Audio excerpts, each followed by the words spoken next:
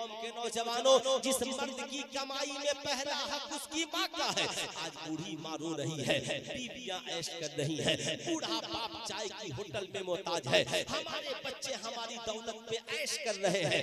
मैं पूछना चाहता हूँ ना, आज बूढ़ी माँ अगर रमजान में फोन कर दे बेटा ईद है कुछ पैसे भेज दे, तो आज की औलादे कहती है अम्मा फोन रख दे, अपने बीवी बच्चों से बचेगा तब न भेजूंगा। सुल्तान रजा कहना चाहेगा, जब माँ को देने की बारी आती है तो कहते हो बीवी बच्चों से बचेगा तब न भेजूंगा। क्या तुम्हारी माँ ने भी कभी बचपन में तुझसे कहा था बेटे रोटियां बन गई है, पहले मैं खाऊंगी बचेगा तो तू खाना?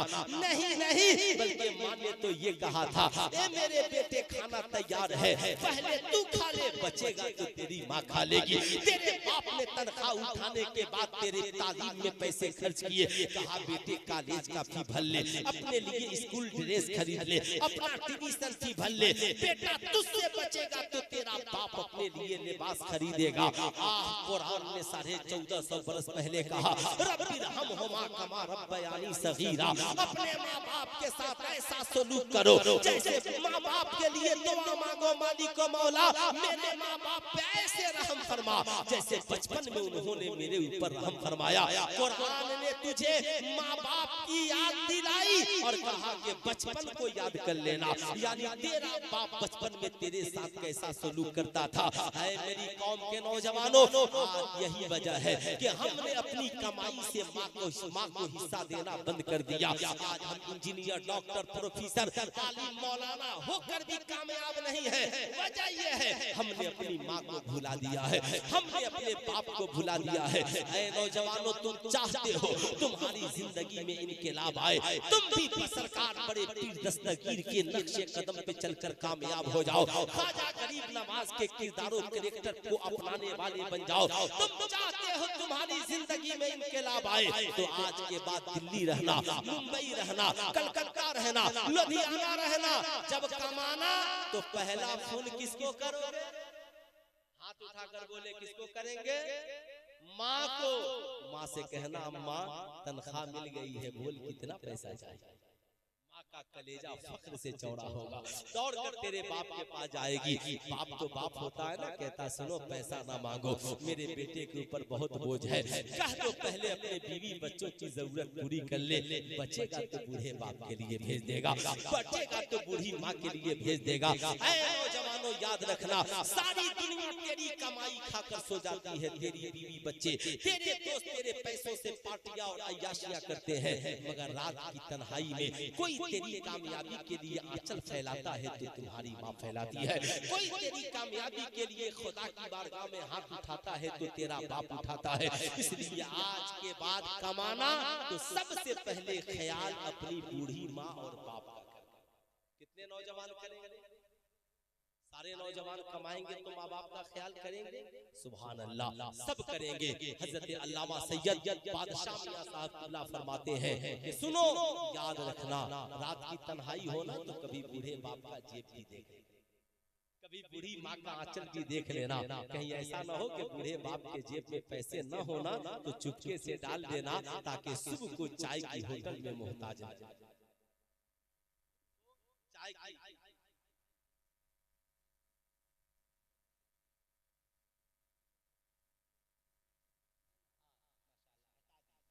हराम है इस्लाम में। माशाअल्लाह, अल्लाह ने आपकी हाजिरी को कबूल किया। माशाअल्लाह माशाअल्लाह। सुन ले साहब जिंदगी में एक बात को, ये इनकी मोहब्बत ये दौड़ कर आ गए साहब, याद रखें बूढ़ी माँ है ना, आंचल देख लो, पैसे नहीं हो ना तो बांध दो, कहीं सुबह को तेरे बच्चे ही दादी से कहेंगे जरा दादी एक टॉफी खरीद दे, तो तेरी बीवी के सामने तेरी माँ को हाथ ना फैलाना पड़े।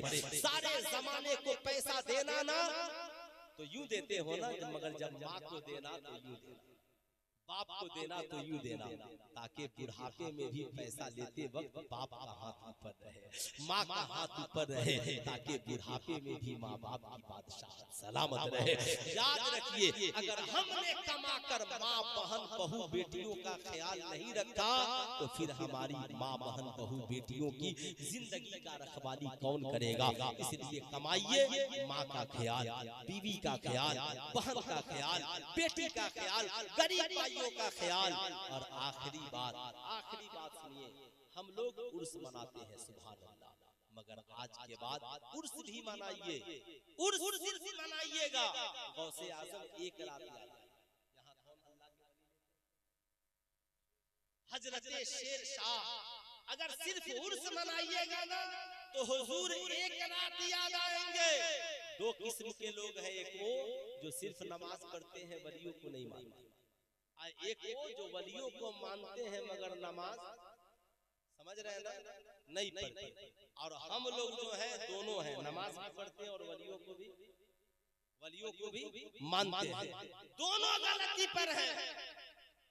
नमाज पढ़े वली को न माने ये भी गलत, और वलियों को माने नमाज न पढ़े ये भी गलत। एक अल्लाह का वली दिखाओ जो नमाज न पढ़ता, एक अल्लाह का वली दिखाओ। इसलिए मस्जिद हरम हो, मस्जिद नबी हो, मस्जिद अक्सा हो, एक मस्जिद ऐसी लाओ जहां नमाज हो और वलियों की याद नहीं हो। आप कहेंगे मौलाना कैसे, हर नमाज में तहियात पढ़ते हैं कि नहीं पढ़ते हैं? और जब तहियात पढ़ते हैं तो कंपलसरी है, पढ़ना ही पड़ेगा। सलामुन अला इबादिल्लाहि सालिहीन, ऐ अल्लाह के नेक बंदो आप पर सलाम हो। अब मुझे ठहर कर कहने दो, अल्लाह को वलियों का सलाम इतना पसंद है, इतना पसंद कि दुनिया में कोई भी नमाज पढ़े, जब जब नमाज पढ़ेगा सजदा भी होगा, क़याम भी होगा, क़ुऊद भी होगा, रुकू भी होगा, सुजूद भी होगा, नबी और आले नबी पे दरूद भी होगा, और अल्लाह के नेक बंदों पे सलाम भी होगा।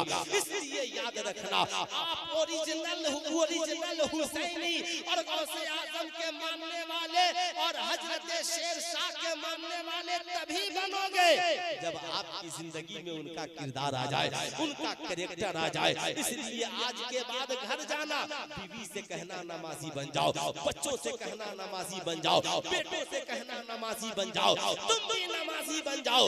क्यों कहना बेटी, याद रखना, अगर हम सिर्फ उर्स मनाएंगे हजरत शेर शाह एक रात याद आएंगे, और अगर हम नमाजी बन गए फजर पढ़ेंगे हजरत याद आएंगे, ज़ुहर पढ़ेंगे हजरत याद आएंगे, असर मगरिब इशा पढ़ेंगे हजरत याद आएंगे। जब जब नमाज होगी खुदा भी याद आएगा, मुस्तफा भी याद आएंगे, आले नबी भी याद आएंगे, और जितने अल्लाह के नेक बंदे हैं सबकी याद आती रहे। इसलिए चादरें चढ़ाने वाला भी बनिए, नमाजें पढ़ने वाला भी बनिए। और इस वक्त जो भारत में हर मुसलमान की जरूरत है, सारा काम छोड़कर सरकारी महकमे में जाने की तैयारी अगर आपने नहीं की और अपने बच्चों को मजबूत नहीं किया, आप एजुकेशन पॉइंट में मजबूत नहीं हुए, तो याद रखिएगा इस्लाम में नमाज, रोजा, हज, ज़कात बाद में फर्ज है।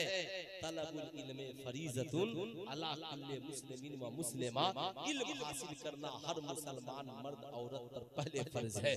याद रखिएगा, जिंदगी में बच्चा बालिग होगा तब नमाज पढ़ेगा, मगर बात इल्म की आई तो नबी ने कहा इल्म हासिल करो माँ की गोद से लेकर कब्र की गोद तक। इंशाअल्लाह पढ़िए भी, पढ़ाइए भी, माँ बाप का अदब व एहतराम कीजिए।